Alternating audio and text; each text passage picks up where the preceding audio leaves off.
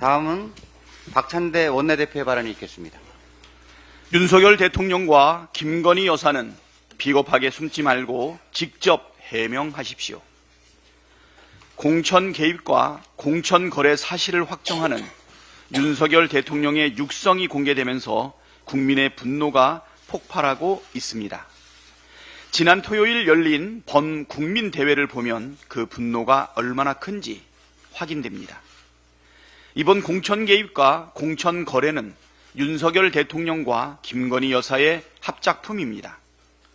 경천 동지할 대통령의 목소리가 나왔는데도 정작 당사자인 윤석열 대통령과 김건희 여사는 대통령실 뒤에 비겁하게 숨어 있습니다. 권한에는 책임이 따르기 마련입니다. 윤석열 대통령 집무실에 있는 명패 The buck stops here, 모든 책임은 내가 진다는 글귀가 적혀 있습니다.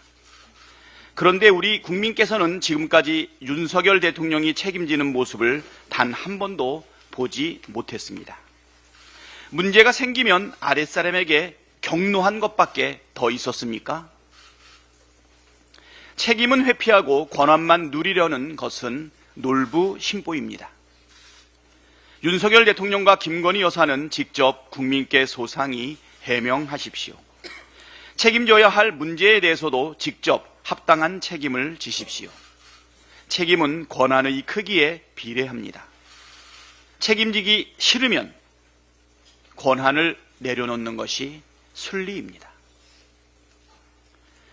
민심의 철퇴를 맞을 것인가, 민심을 따를 것인가, 결단의 시간입니다. 윤석열 대통령 육성 공개 이후 대통령실과 국민의힘은 숲을 속에 고개를 받고 숨는 꿩처럼 상황을 회피하고 있습니다. 앞 못 보는 장님무사 대통령을 벼랑 끝으로 내몰고 있습니다. 거짓말로 상황을 모면하려 하고 심지어 녹취 자체가 조작됐다는 황당무계한 주장까지 하면서 국민을 바보 취급하고 있으니 대통령 지지율이 곤두박질 치는 것입니다.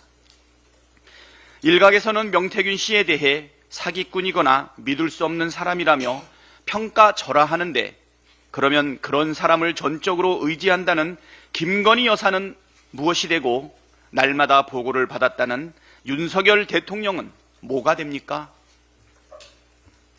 윤석열 김건희 대통령 부부가 사기꾼 말에 홀랑 속아 넘어간 어리석고 철없는 부부라는 사실을 인정하는 겁니까? 국민의힘에 충고합니다. 김건희 특검은 필연입니다.